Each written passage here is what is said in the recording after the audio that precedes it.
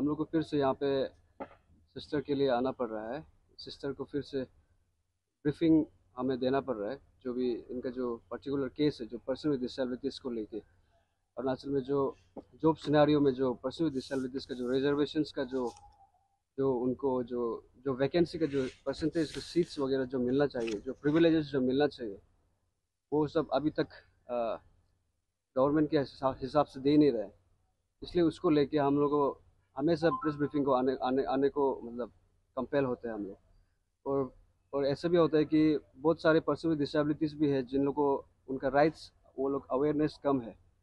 उनका जो भी रिजर्वेशंस जो भी हम लोग का इवन हम लोग का एक्ट भी है, हमारे Arunachal Pradesh rights of person with disabilities act 2018, उसके उनके अनुसार उस according to that act also, तो जो भी एक्ट्स है, जो भी प्रिविलेजेस है, जो भी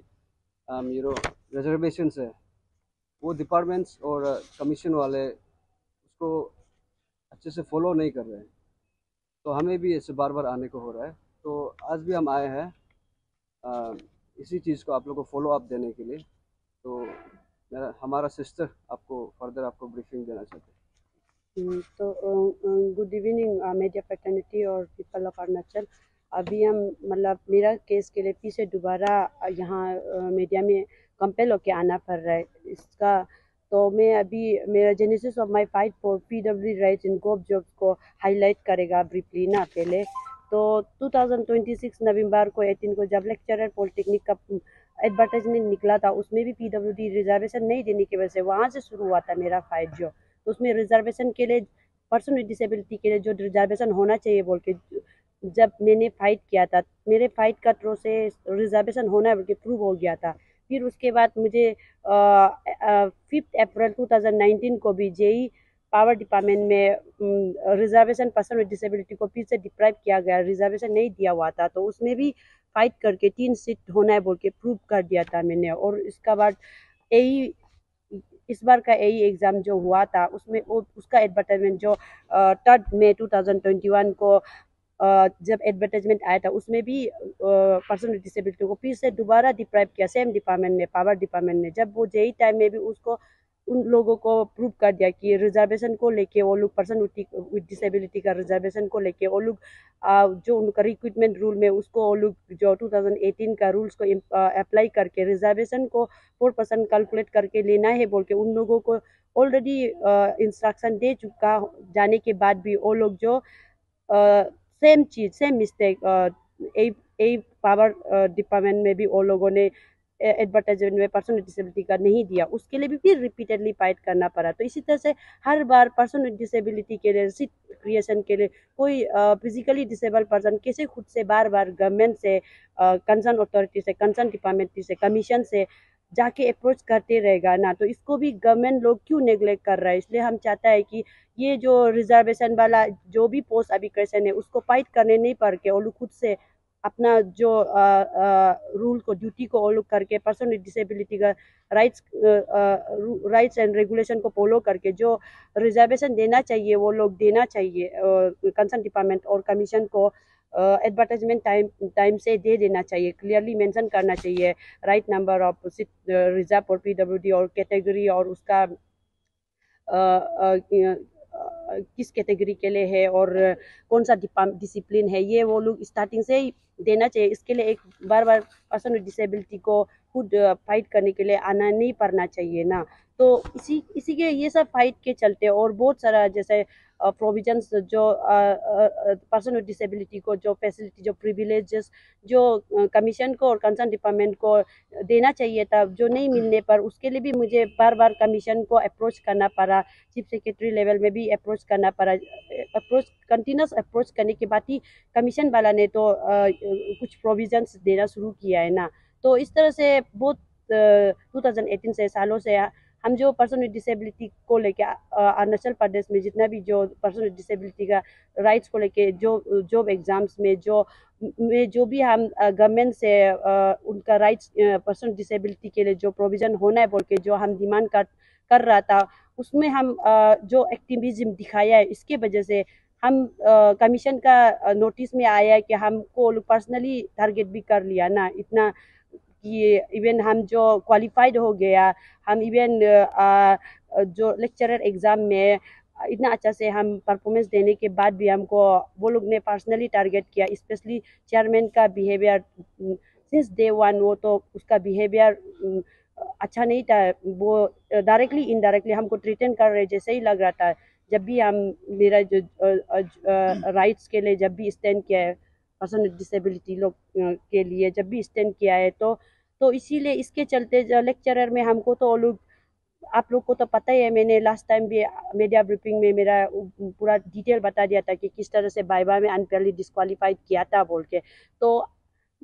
वाइवा में अनफेयरली डिस्क्वालीफाइड करने के बाद भी मैं कंटिन्यूसली पर्सन विद डिसेबिलिटी में जो प्रोविजंस दिया गया है, जो जो ऑफिस मेमोरेंडम जो एयर डिपार्टमेंट ने कमीशन को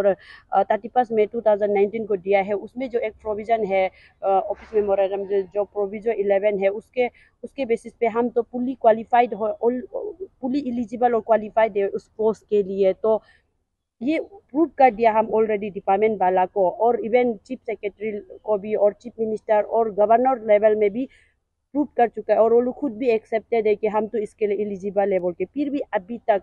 तक मेरा जस्टिस को डिलेड रखा गया है। तो इसीलिए मेरा कंपेल होके मुझे बार बार आना पड़ रहा है ना, वो बार बार ऑफिस जाना पड़ रहा है, अप्रोच करना पड़ रहा है। और मेरा यहाँ में जब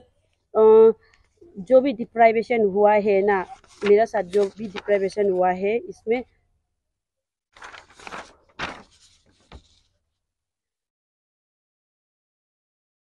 मेरा ground of fight has been prove genuine and justifiable long before the current auspicious fiasco. तो अभी वो लोग एपिशियस फियास्को को और एब्सेंस ऑफ चेयरमैन को एक एक्सक्यूज बना के मुझे मेरा जस्टिस डिले कर रहा है वो लोग फिर से, जबकि मेरा केस तो स्टार्टिंग में जब ये लॉन्ग बिफोर एपिशियस फियास्को हम प्रूव कर चुका था कि हम जो इसके लिए क्वालिफाइड है बोल के। तो इसीलिए कहीं ना कहीं मेरा जो जस्टिस जो डिलेड हुआ है ना, उसमें वो जो purely because of the following concern authority ना, जिस विच इंक्लूड कमीशन है, और गवर्नर और चीफ सेक्रेटरी और चीफ मिनिस्टर को हम रिस्पॉन्सिबल ठहराता है। क्योंकि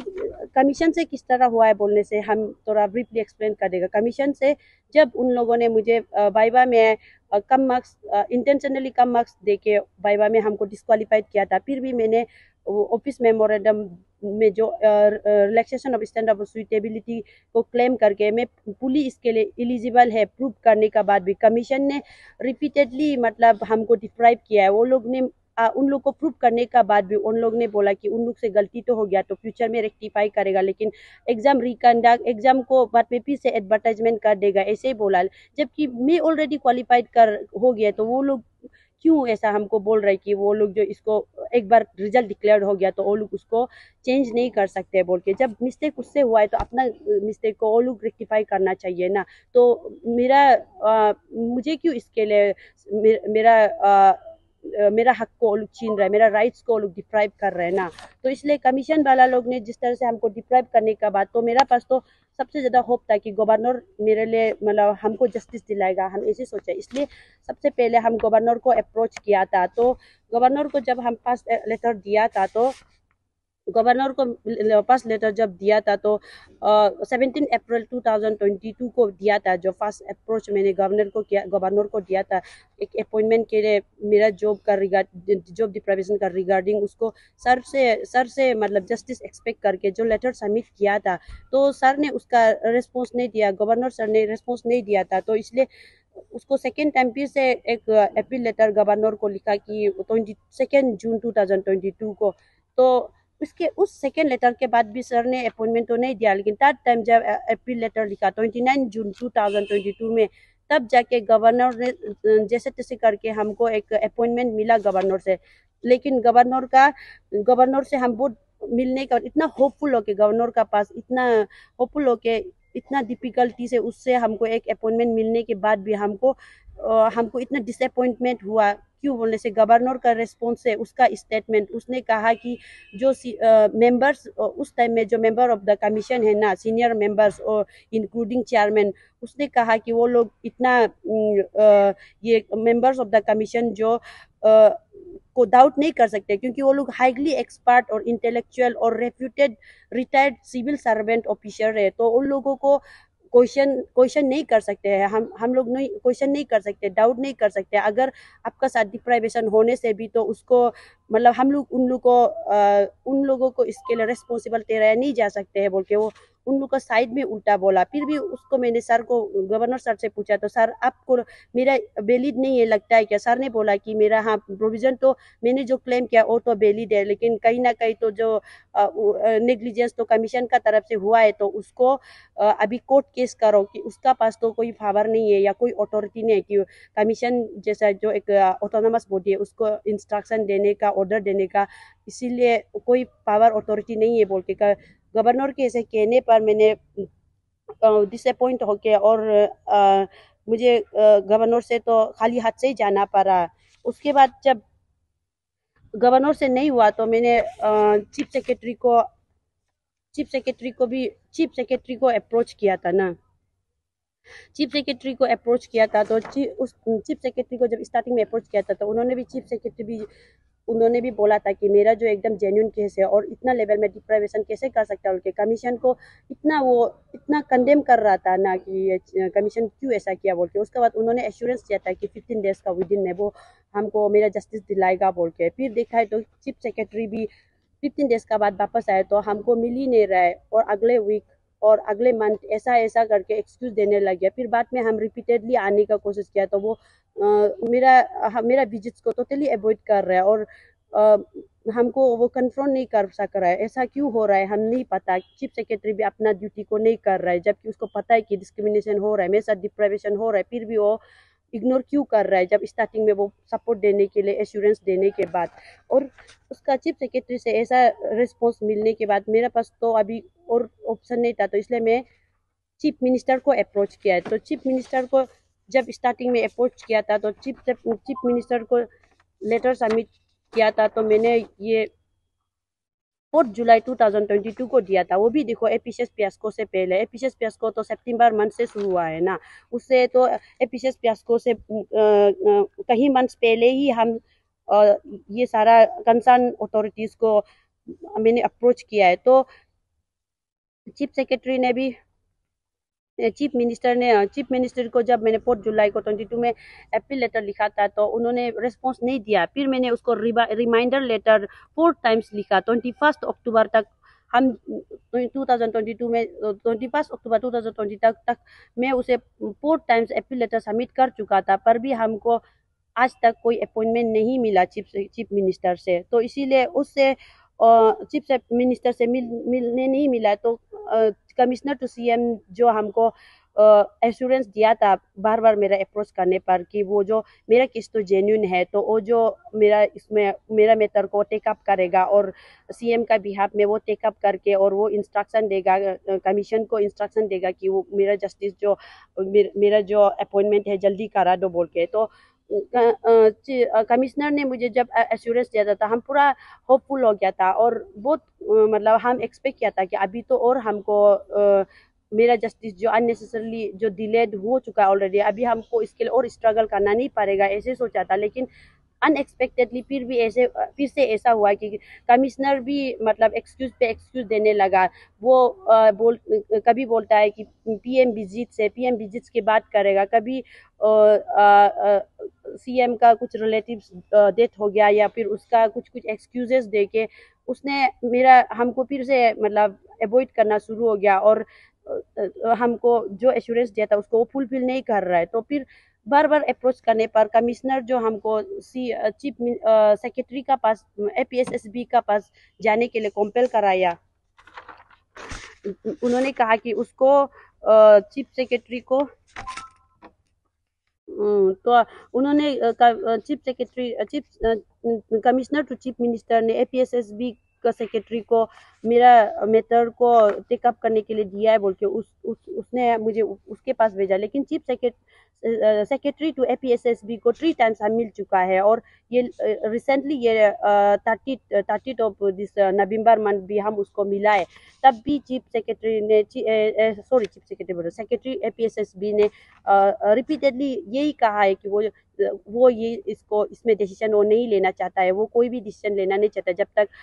कमीशन चेयरमैन खुद आके डिसीजन नहीं लेगा, वो लेना नहीं चाहता है बोल के। तो अगर वो डिसीजन ले नहीं सकता है तो कमिश्नर से मेरा एक क्वेश्चन है ना सर, आप जो क्यों मुझे बार बार APSSB सेक्रेटरी का पास भेज रहा है, जबकि वो सेम चीज बार बार बोल रहा है, और आप बोलता है कि हम आपको आपको आपको तो आप मिलने नहीं मिल रहा है, लेकिन आपका स्टाफ का तरफ से जब हम आपको मैसेज देता है कि सेक्रेटरी APSSB जो वो ये मैटर में डिसीजन लेना नहीं चाहता है, चेयरमैन आने से करेगा, और फिर आप बोलता है क्या अगले वीक फिर से उसके पास जाओ, वो कर देगा, इस बार तो कर दिया होगा, ऐसे बोल के हमको रिपीटेडली उसका पास ही भेजा जा रहा है। लेकिन जब भी APSSB सेक्रेटरी तो नहीं कर रहा है, और कमिश्नर सर ने मुझे ये भी बोला था कि APSSB सेक्रेटरी जो अगर एक्शन नहीं ले रहा है तो, और चेयरमैन का एब्सेंस में लेने, चेयरमैन एब्सेंस है ऐसा अगर एक्सक्यूज दे रहे तो हम लोग भी अभी क्या कर सकते हैं। ऐसे जब कमीशन ने बोला था और हम लोग रिक्वेस्ट किया था, सर मेरा इसमें क्या गलती है, अगर चेयरमैन नहीं है तो अभी APSS को चल रहा है तो इसमें मेरा क्या गलती है, जबकि मेरा केस तो इतना अप्रैल मंथ से हम जो फाइट कर रहे हैं ना, तो अभी ये ऑलमोस्ट 1 ईयर होने वाला है, तो फिर कैसा APSS को से क्या लेना देना, जब उस टाइम में आप लोग अगर राइट टाइम में राइट रेस्पॉन्स देने से आज मेरा ये डिप्राइवेशन नहीं होना था। अभी तक तो हमको जस्टिस मिल चुका होना था, ये APSS को आने से पहले मिल चुका होना था। फिर ऐसा मैंने जब कमिश्नर को रिक्वेस्ट किया था तो कमिश्नर ने ऐसा कहा था कि वो कुछ भी करना तो चाहता है बहुत कुछ, लेकिन कर नहीं पा रहा है बोल के, तो इसलिए उसको बोला था कि सर मेरा केस तो जेन्युइन है, और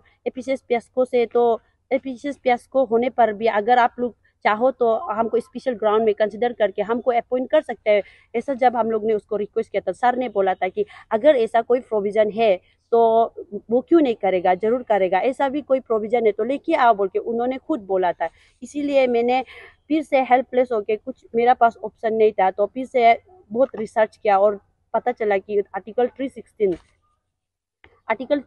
में 16 सब क्लोज ए ऑफ क्लोज 1 में क्लियरली लिखा गया कि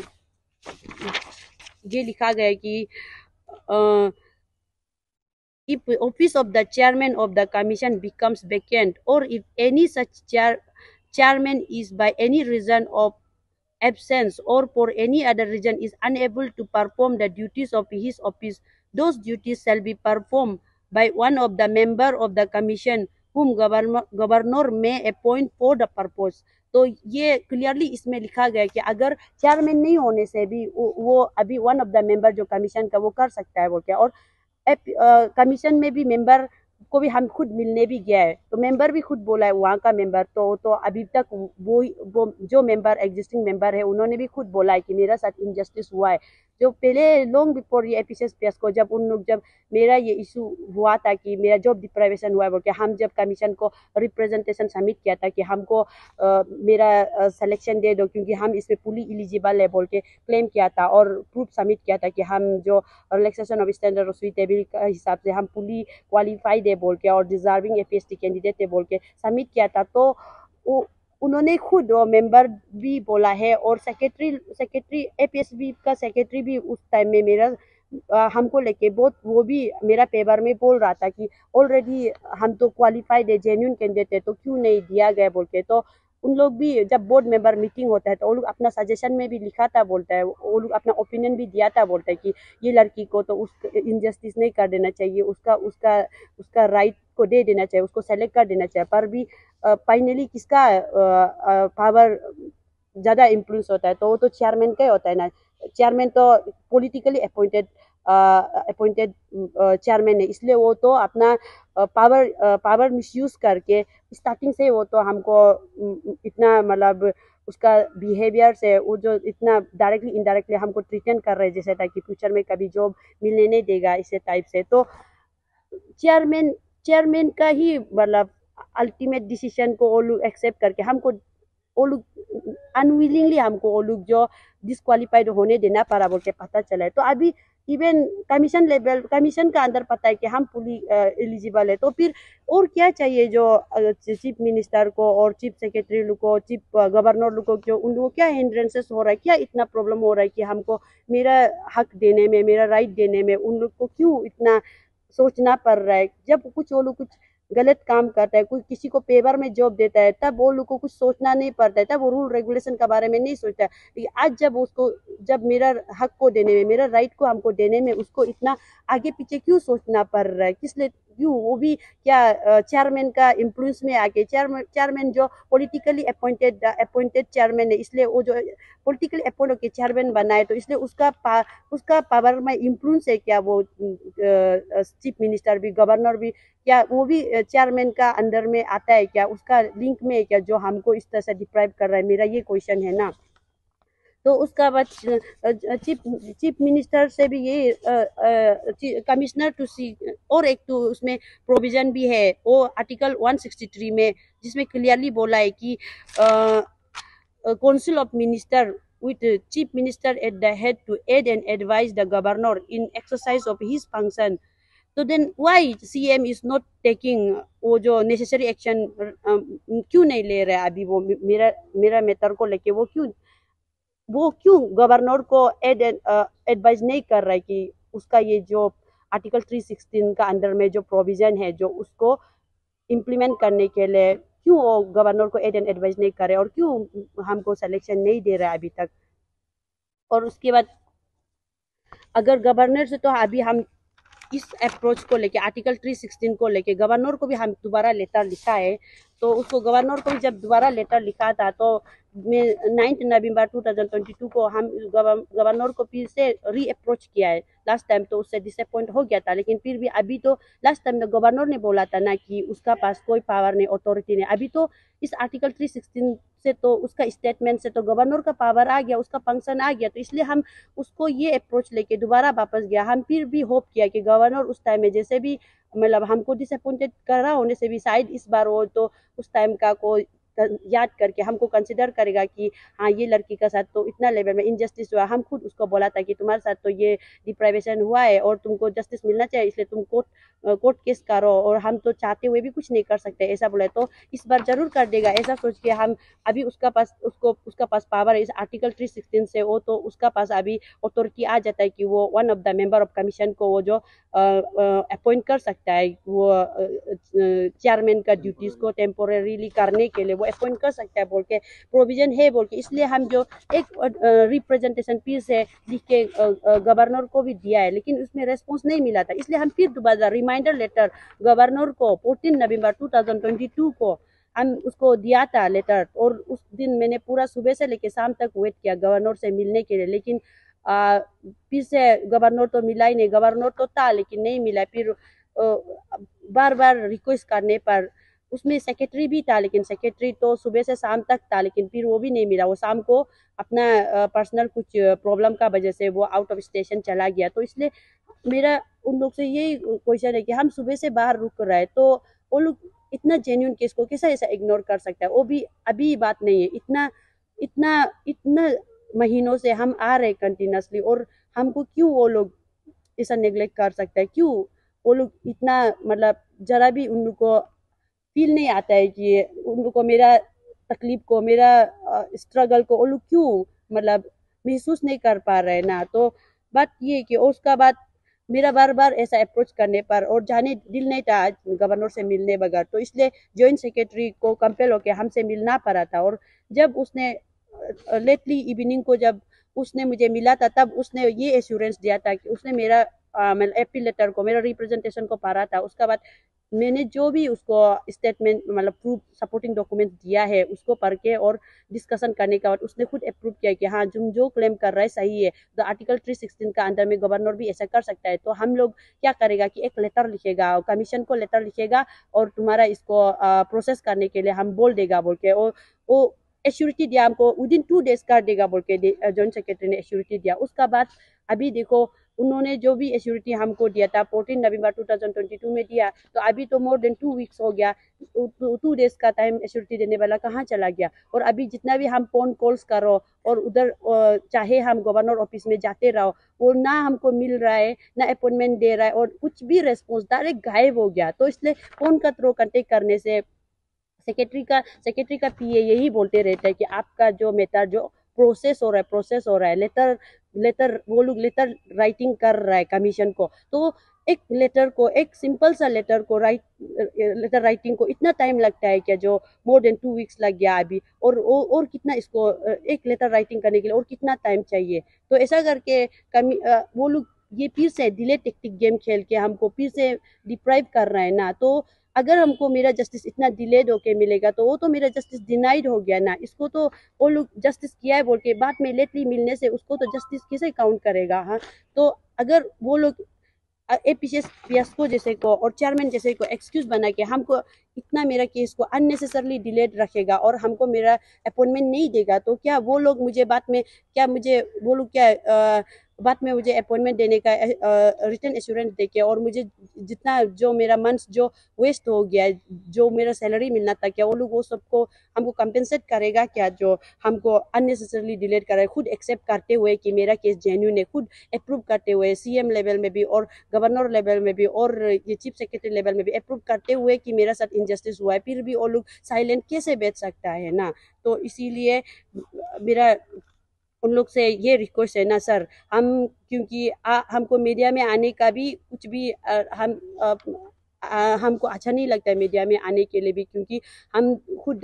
बहुत डिसलाइक करता है ये मीडिया में आना और पब्लिक स्पीकिंग एंजाइटी से हम भी बहुत सफ़र करता है, क्योंकि हम इंट्रोवर्ट टाइप है, हम बहुत इंट्रोवर्ट नेचर का है। तो बचपन से इंट्रोवर्ट नेचर था और हमको आज जो भी हम इतना पब्लिसिटी होना पड़ रहा है, इतना पब्लिक का सामने आना पड़ रहा है, मीडिया का सामने आना पड़ रहा है, ये सब क्यों हो रहा है। ये आपका ये जो concern authority, chief minister, chief secretary और गवर्नर, आप लोगों ही हमको कंपेल कर रहे हैं, क्योंकि आप लोग मेरा केस को सीरियसली नहीं ले रहे, इतना इग्नोर कर रहे हैं हमको ना, इसका वजह से हो रहा है। तो अभी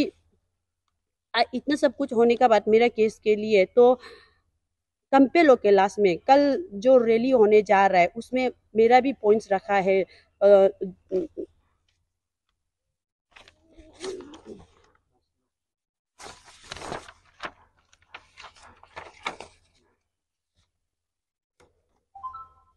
तो कंपेल होके joint pain Arunachal joint steering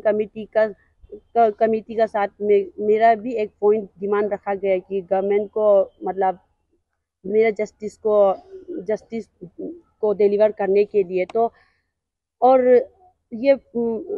मेरा फाइट्स तो मेरे साथ जो पर्सनली जो डिप्राइवेशन हुआ है वो उसके लिए भी हम गवर्नमेंट से मतलब डिमांड है मेरा कि वो और इसको जस्टिस को डिले नहीं करे ना, और मुझे और इतना कंपेल ना करे कि डेमोक्रेटिक मूवमेंट जैसा में मेरे जैसा एक फिजिकली चैलेंज जो जिसको मोबिलिटी में मूवमेंट में इतना लिमिटेशन इतना तकलीफ होता है उसको कंपेल होके उसको रैली में पार्टिसिपेट करना पड़े, डेमोक्रेटिक मूवमेंट जैसा मतलब अप्रोच लेना पड़े ना, क्योंकि जो चीज़ हम करना नहीं चाहता था वो सब करने के लिए हमको कंपेल होना पड़ रहा है अभी। तो आप लोग क्यों मेरा एक अपॉइंटमेंट जो चीफ मिनिस्टर देना चाहता है वो नहीं दे सकता है, एक रिप्लाई नहीं दे सकता है मेरा लेटर का। तो इसीलिए और बाकी जो पेन अरुणाचल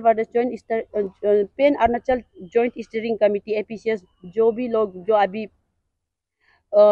ये करप्शन का अगेंस्ट पेपर लीकेज इशू का अगेंस्ट में फाइट कर रहा है उसको भी हम पर्सनली सपोर्ट करता है, क्योंकि ये सिर्फ मेरा केस नहीं है, मेरा डिप्राइवेशन केस नहीं है, सबका डिप्राइवेशन है। जो भी जेन्युइन एस्पिरेंट है, जेन्युइन कैंडिडेट जो डिजर्विंग कैंडिडेट है उन सबका साथ इनजस्टिस हुआ है और कमीशन का मल प्रैक्टिसेस का वजह से ये पेपर लीकेज से पता चला है। तो इसीलिए ग्यामर फादंग जैसे और तेची पुरु सर जैसे लोग से तो हम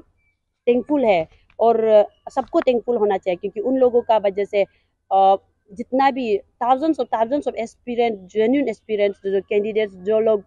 डिप्राइव हुआ है नोइंगली अननोइंगली, किसी को तो पता भी नहीं था, वो तो सोचा है कि हम शायद केपेबल नहीं होके नहीं सकता होगा, लेकिन जिस दिन ग्यामर पादंग सर के लिए डोनेशन ड्राइव किया था उस दिन बहुत लोग ग्यामर पादंग सर को इतना विलिंगली डोनेशन दे रहा था और मैक्सिमम लोग अपना एंगर दिखा रहा था। वो लोग ये बता रहा था कि